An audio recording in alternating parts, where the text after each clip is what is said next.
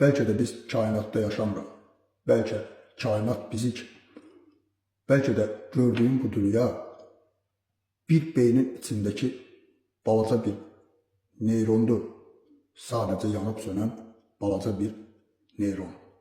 Eğer belədirsə, sual bu kainatın hardan geldiği değil.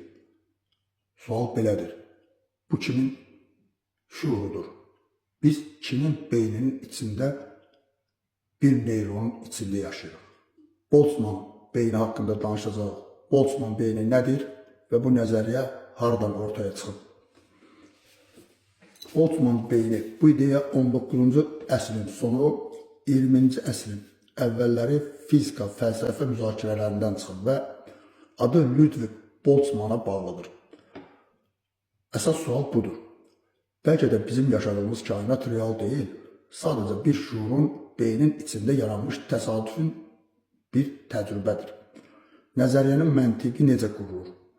Boltzmannın termodinamika ilə məşğul olması belə bir fikir irəli sürməsinə səbəb oldu. Kainat çox böyükdür, bəlkə də sonsuz. Sonsuz zaman varsa, hər mümkün hal bir dəfə də olsun baş verə bilər. O zaman belə bir ehtimal da yaranır. Bir anda təsadüfən boşluqda bir beyin formalaşa bilər və bu beyin özünü real bir dünyada yaşayırmış kimi sanar. Bu təsadüfi yaranan şuura deyilir. Buna Boltzmann beyni nəzəriyyəsi adını verdi. Şok edən nəticə isə budur. Əgər bu ehtimal doğrudursa, sən real bədəndə yaşayan insan olmaya bilərsən. Sadəcə xatirələri olan bir şuurdan ibarətsən. Belki dünya bir beynin içindeki neyrondur.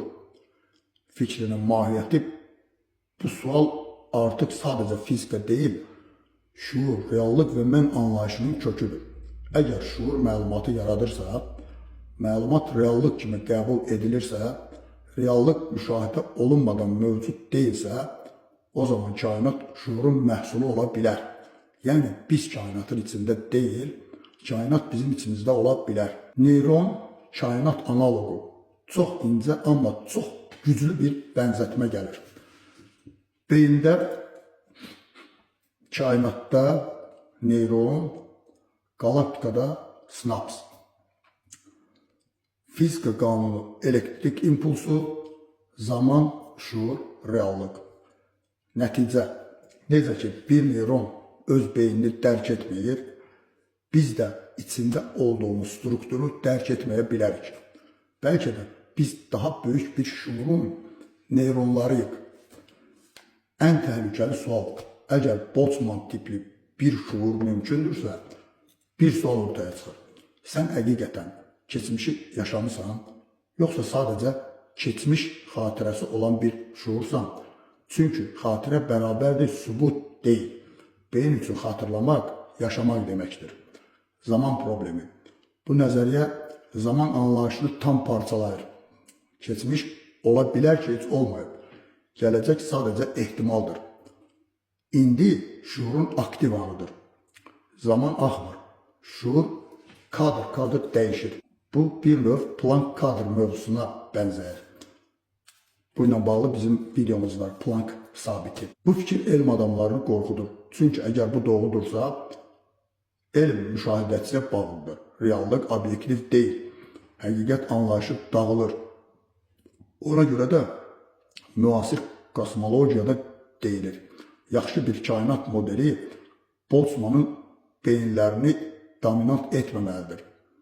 Yəni bizim real insan olma ehtimalımız təsadüfi beyin olma ehtimalından yüksək olmalıdır. Gəzirik, dolaşırıq. O kitab, bu elm, bu alim, bu ülama. Sonda gəlirik yenə Nəsiminin üstündə dayanırıq. Bir bədən, sonsuz kainat. Mən kiçik deyiləm. Mən kainatın özüyəm.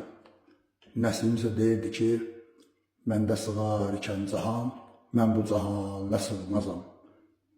Cövhəri laməkan mənəm, gövnü məkanə sığmazam.